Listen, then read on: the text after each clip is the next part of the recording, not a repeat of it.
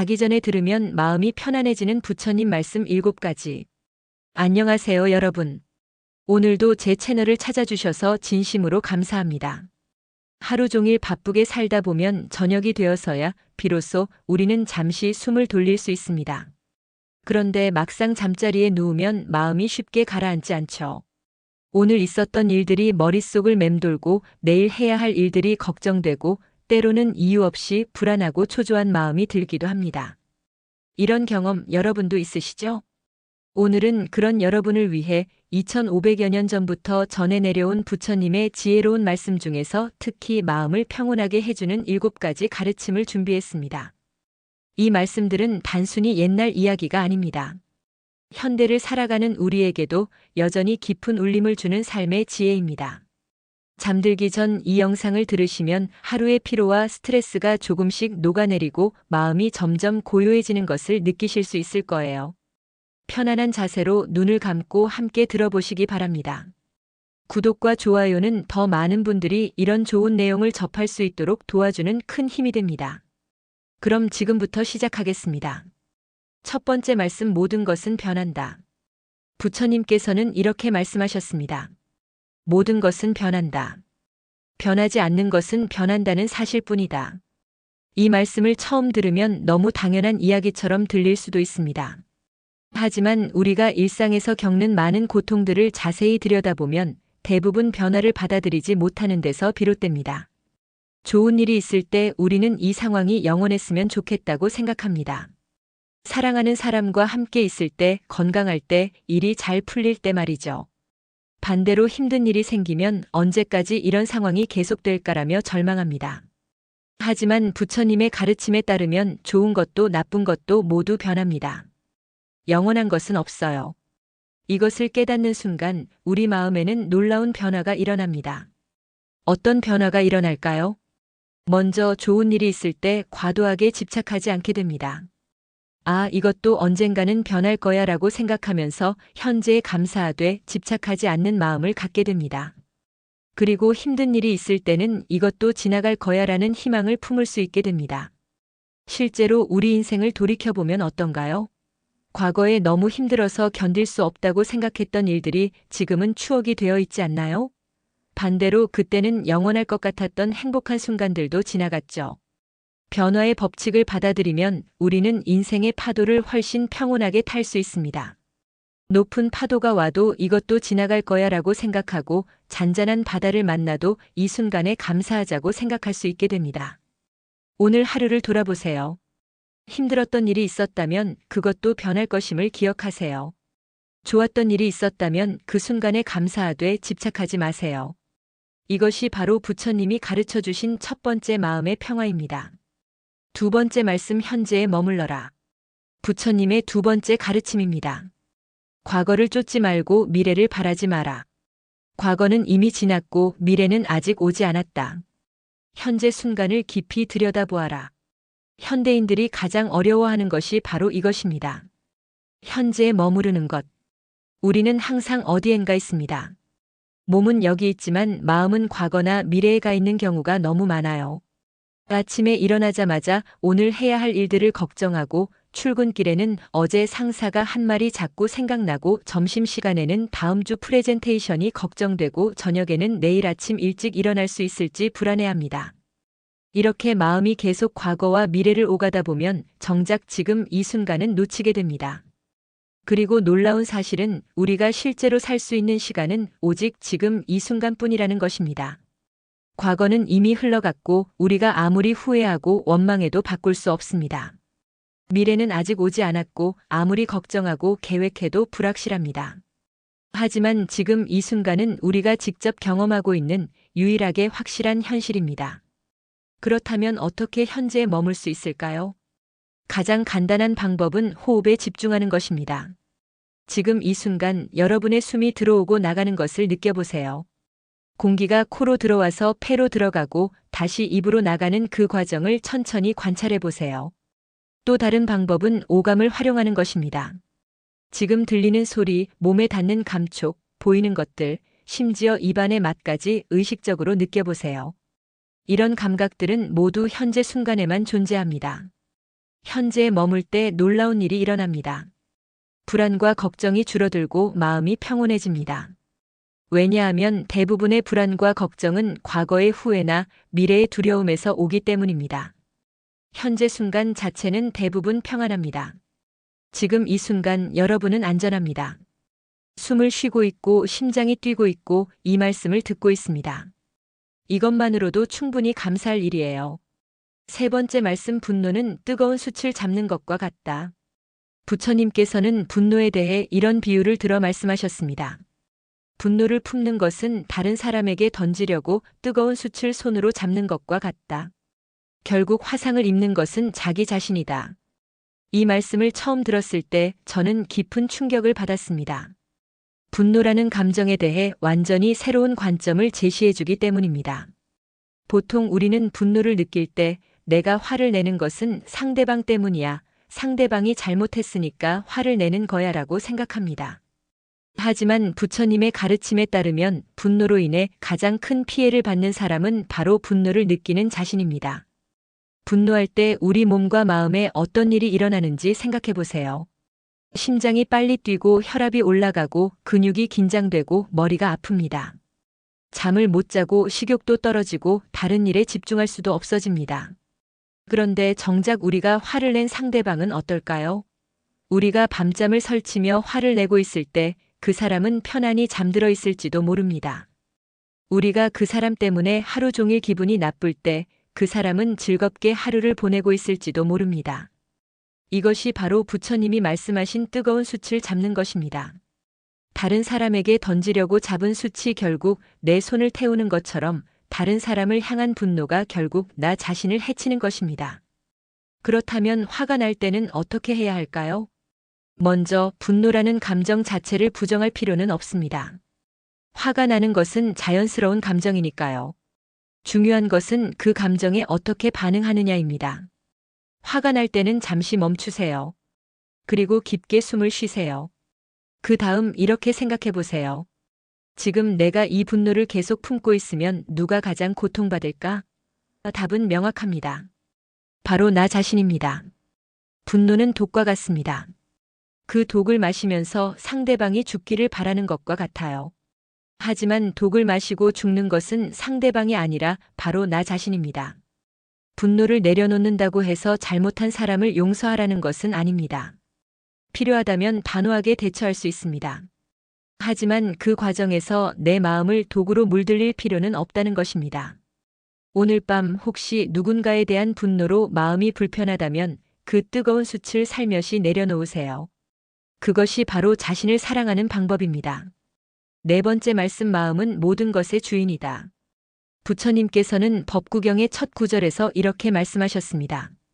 마음은 모든 현상의 선도자이고 마음이 주인이며 모든 것은 마음으로 이루어진다. 더러운 마음으로 말하고 행동하면 고통이 따라온다. 마치 수레바퀴가 소의 발굽을 따라오듯이 깨끗한 마음으로 말하고 행동하면 행복이 따라온다. 마치 그림자가 형체를 따라오듯이. 이 말씀은 2500년이 지난 지금도 여전히 강력한 울림을 줍니다. 현대 심리학에서도 이와 비슷한 결론에 도달했어요.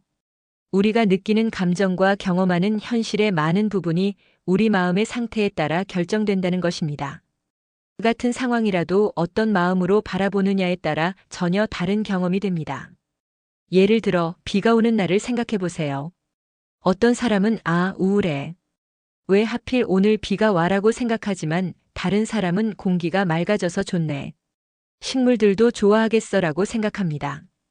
같은 비지만 마음의 상태에 따라 완전히 다른 경험이 되는 거죠. 직장에서도 마찬가지입니다. 상사가 업무 지시를 했을 때 어떤 사람은 또 일을 시키네. 귀찮아라고 생각하지만 다른 사람은 새로운 경험을 할 기회구나. 성장할 수 있겠어라고 생각합니다. 이것이 바로 부처님이 말씀하신 마음이 모든 것의 주인이라는 의미입니다. 외부 상황을 우리가 완전히 통제할 수는 없지만 그 상황에 대한 우리의 반응과 해석은 우리가 선택할 수 있다는 것입니다. 그렇다면 어떻게 마음을 좋은 상태로 유지할 수 있을까요? 첫째, 감사하는 마음을 기르세요. 매일 잠들기 전에 오늘 하루 감사한 일 3가지를 떠올려 보세요. 아무리 힘든 하루였더라도 감사할 일은 반드시 있습니다. 숨을 쉴 수 있어서, 지붕이 있는 곳에서 잘 수 있어서, 사랑하는 사람이 있어서 작은 것부터 시작하면 됩니다. 둘째, 긍정적인 말을 사용하세요. 우리가 사용하는 말은 우리 마음에 큰 영향을 줍니다. 안 돼, 못해, 힘들어 같은 부정적인 말 대신 할 수 있어, 괜찮아, 잘 될 거야 같은 긍정적인 말을 의식적으로 사용해 보세요. 셋째, 좋은 생각을 하려고 노력하세요. 마음은 근육과 같아서 훈련할 수 있습니다. 부정적인 생각이 떠오를 때마다 의식적으로 긍정적인 생각으로 바꿔보세요. 처음에는 어색하고 억지스럽게 느껴질 수 있지만 계속 연습하면 자연스러워집니다. 기억하세요. 여러분의 마음이 여러분 인생의 주인입니다. 어떤 마음을 선택하느냐에 따라 같은 인생도 천국이 될 수도 지옥이 될 수도 있습니다. 다섯 번째 말씀, 원한은 원한으로 풀리지 않는다. 부처님께서는 원한에 대해 이렇게 말씀하셨습니다. 원한은 원한으로 그치지 않는다. 원한은 오직 원한 없음으로만 그친다. 이것은 영원한 법칙이다. 이 말씀은 인류 역사상 가장 깊이 있는 통찰 중 하나입니다. 우리는 보통 누군가 우리에게 해를 끼치면 똑같이 갚아줘야지라고 생각합니다. 하지만 부처님의 가르침은 정반대입니다. 왜 그럴까요? 원한으로 원한에 맞서면 어떤 일이 일어나는지 생각해 보세요. 상대방도 다시 원한을 품게 되고, 그러면 나도 더 큰 원한을 품게 됩니다. 이렇게 원한이 원한을 낳으면서 끝없이 커지게 됩니다. 개인적인 관계에서도 국가 간의 관계에서도 마찬가지입니다. 복수가 복수를 낳고 전쟁이 전쟁을 낳습니다. 이런 악순환은 누군가 먼저 원한을 내려놓을 때까지 계속됩니다. 그렇다고 해서 잘못한 사람을 그냥 내버려 두라는 뜻은 아닙니다. 잘못은 바로 잡아야 하고 필요하다면 단호하게 대응해야 합니다. 하지만 그 과정에서 마음속에 원한을 품을 필요는 없다는 것입니다. 원한과 단호함의 차이는 무엇일까요? 원한은 감정적이고 개인적입니다. 저 사람이 미워, 꼭 혼내줘야지라는 마음입니다. 하지만 단호함은 원칙적이고 객관적입니다. 이런 일은 다시 일어나면 안 돼, 올바른 방향으로 바로잡아야 해라는 마음입니다. 원한을 품으면 우리 마음이 독으로 물들지만 단호하게 대처하면 우리 마음을 깨끗하게 유지하면서도 문제를 해결할 수 있습니다. 실제로 역사를 보면 가장 큰 변화를 만들어낸 사람들은 원한이 아닌 사랑과 자비로 행동한 사람들이었습니다. 간디, 넬슨 만델라, 마틴 루터 킹 같은 분들 말이에요. 그들은 분명히 불의에 맞서 싸웠지만 원한이 아닌 사랑으로 싸웠습니다. 그렇다면 일상생활에서 어떻게 원한을 내려놓을 수 있을까요? 첫째, 상대방의 입장에서 생각해 보세요. 그 사람도 나름의 이유가 있어서 그렇게 행동했을 것입니다. 물론 잘못된 행동을 정당화하자는 것은 아니지만 이해하려고 노력하면 원한이 조금씩 줄어듭니다. 둘째, 그 사람도 고통받고 있다고 생각해 보세요. 남에게 해를 끼치는 사람은 대부분 자기 자신도 행복하지 않습니다. 행복한 사람은 남에게 해를 끼치지 않거든요. 셋째, 용서는 상대방을 위한 것이 아니라 나를 위한 것이라는 걸 기억하세요.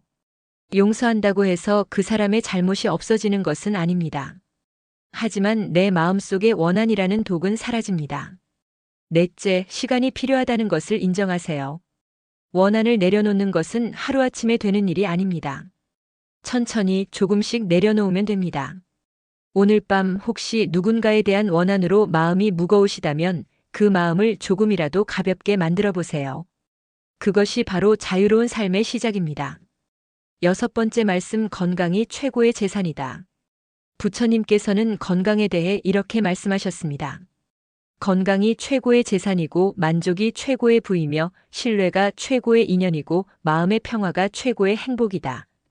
현대를 살아가는 우리에게 특히 의미 깊은 말씀입니다. 우리는 종종 다른 것들을 위해 건강을 희생합니다. 돈을 벌기 위해, 성공하기 위해, 남들에게 인정받기 위해 밤늦게까지 일하고 스트레스를 받고 제대로 쉬지도 못합니다. 하지만 생각해 보세요. 아무리 많은 돈을 벌어도 건강을 잃으면 그 돈으로 건강을 다시 살 수 있을까요? 물론 어느 정도는 도움이 되겠지만 완전히 회복하기는 어렵습니다. 그리고 건강을 잃고 나서야 우리는 깨닫습니다. 아, 건강할 때가 얼마나 소중했는지. 부처님께서 건강을 최고의 재산이라고 하신 이유는 건강해야 다른 모든 것을 누릴 수 있기 때문입니다. 아무리 맛있는 음식이 있어도 소화가 안 되면 괴롭고 아무리 아름다운 풍경이 있어도 몸이 아프면 제대로 감상할 수 없습니다. 건강은 단순히 몸의 건강만을 의미하지 않습니다. 마음의 건강도 포함합니다. 몸이 건강해도 마음이 불안하고 우울하면 행복할 수 없고 반대로 마음이 평온해도 몸이 아프면 고통스럽습니다. 그렇다면 어떻게 몸과 마음의 건강을 지킬 수 있을까요? 몸의 건강을 위해서는 규칙적인 생활이 중요합니다. 일정한 시간에 자고 일어나고 영양 있는 음식을 적당량 먹고 꾸준히 운동하는 것. 이런 기본적인 것들이 가장 중요합니다. 특히 잠은 정말 중요합니다. 부처님 시대에도 적절한 수면의 중요성을 강조했어요. 충분히 자야 몸도 회복되고 마음도 평온해집니다. 오늘 밤 이 영상을 들으신 후에는 편안히 주무시기 바랍니다.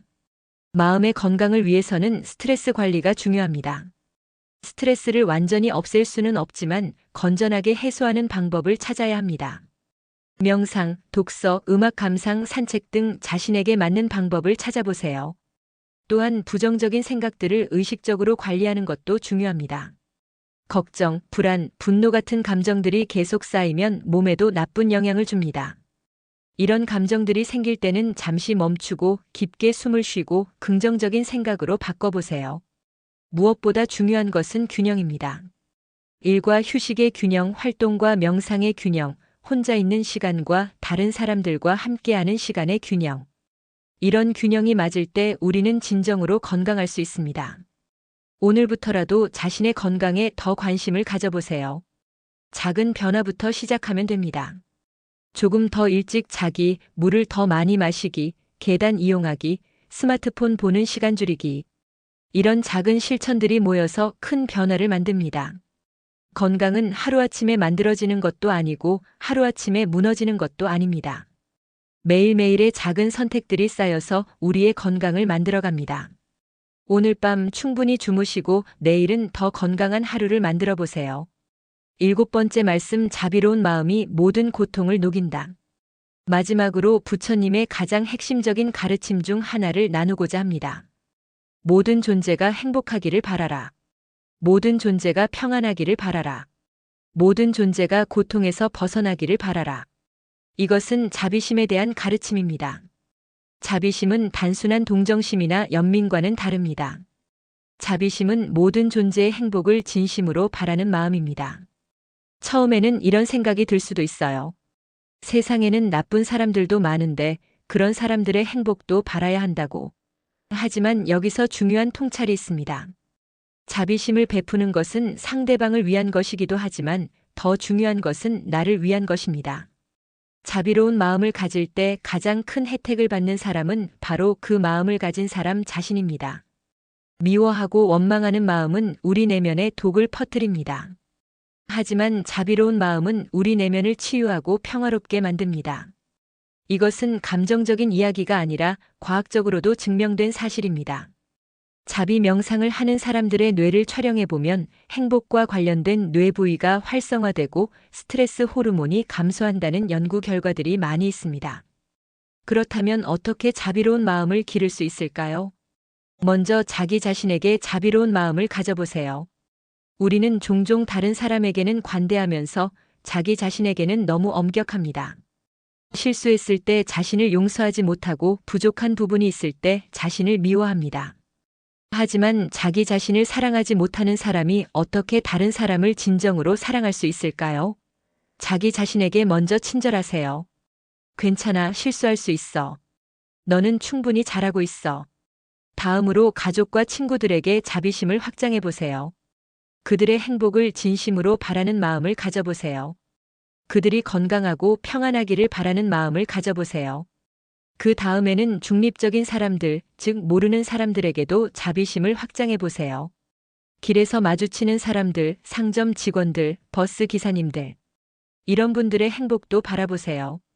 가장 어려운 단계는 나에게 해를 끼친 사람들에게도 자비심을 확장하는 것입니다. 처음에는 어려울 수 있어요. 하지만 조금씩 연습하다 보면 가능해집니다.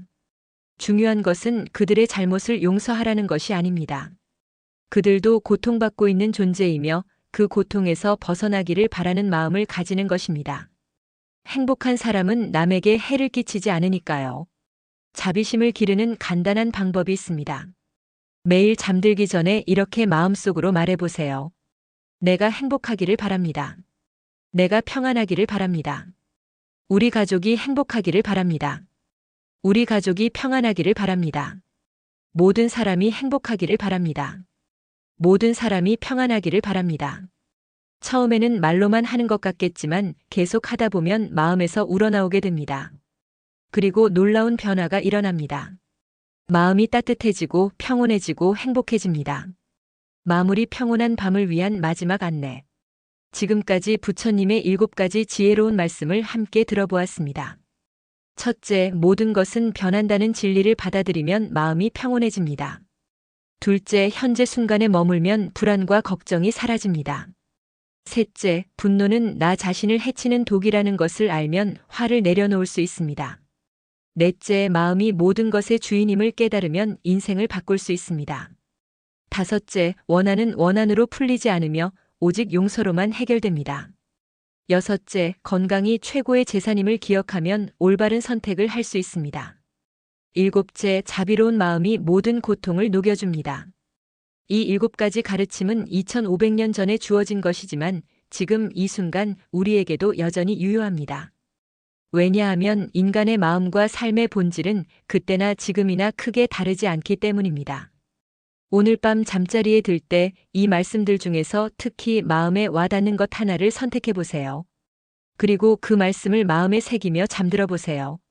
하루의 모든 피로와 걱정을 내려놓으세요.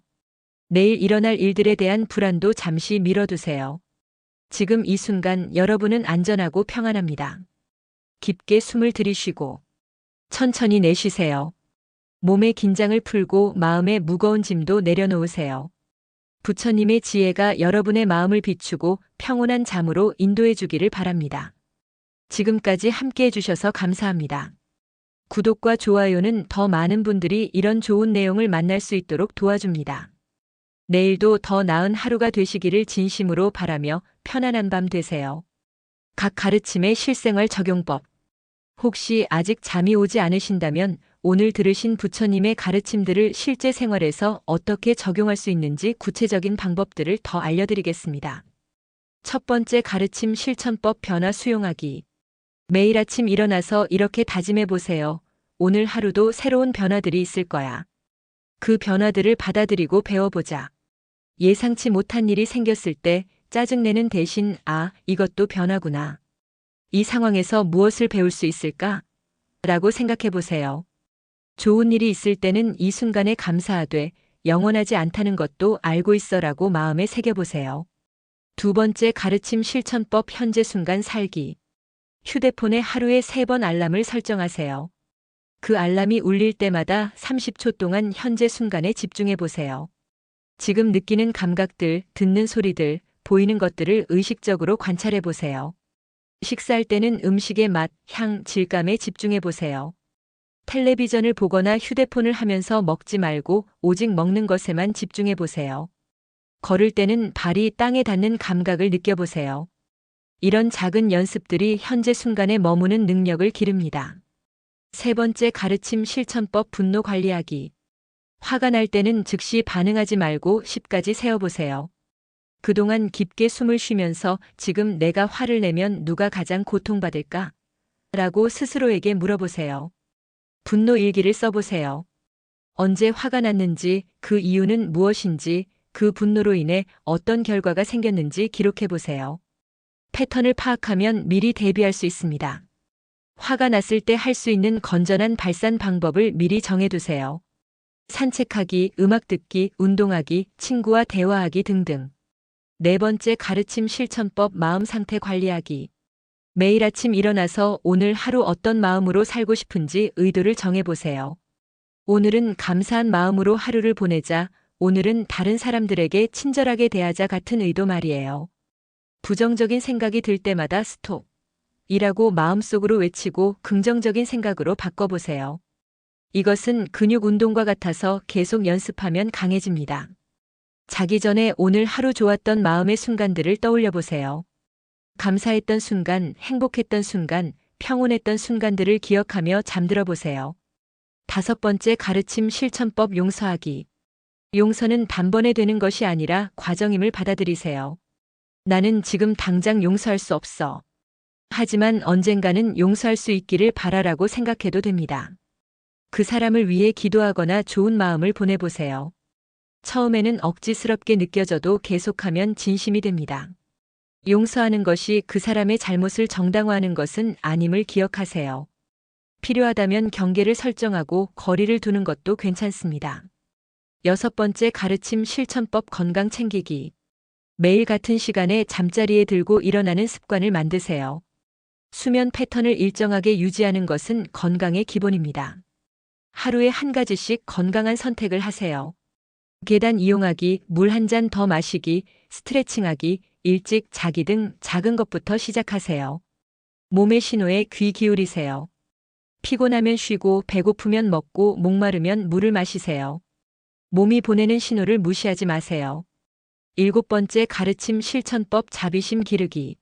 매일 3명의 사람을 위해 좋은 마음을 보내보세요. 가족, 친구, 그리고 모르는 사람 1명씩 이 사람이 행복하기를 바랍니다라고 마음속으로 말해보세요. 자신에게 먼저 친절하세요. 실수했을 때 자신을 비난하는 대신 친한 친구에게 하듯이 격려의 말을 해주세요. 길에서 마주치는 사람들을 보며 이 사람도 나처럼 행복하기를 원하고 고통받기를 원하지 않겠구나라고 생각해 보세요. 깊은 휴식을 위한 마지막 명상. 이제 정말로 깊은 휴식을 취할 시간입니다. 편안한 자세로 누우세요. 눈을 감고 온몸에 힘을 빼세요. 발가락부터 시작해서 점점 위로 올라가며 몸의 각 부분을 의식적으로 이완시켜 보세요. 발가락, 발목, 종아리, 허벅지, 엉덩이, 허리, 등, 어깨, 팔, 손, 목, 얼굴, 머리, 모든 부분이 침대에 편안히 가라앉는 것을 느껴보세요. 이제 마음도 이완시켜 보세요. 오늘 하루의 모든 걱정과 스트레스를 내려놓으세요. 내일 할 일들도 잠시 미뤄두세요. 지금 이 순간 여러분은 완전히 안전합니다. 따뜻한 침대 위에서 평온한 마음으로 깊은 휴식을 취할 준비가 되었습니다. 부처님의 지혜로운 말씀들이 여러분의 마음 깊은 곳에 새겨지기를 바랍니다. 그리고 그 지혜가 여러분의 삶을 조금씩 더 평온하고 행복하게 만들어주기를 바랍니다.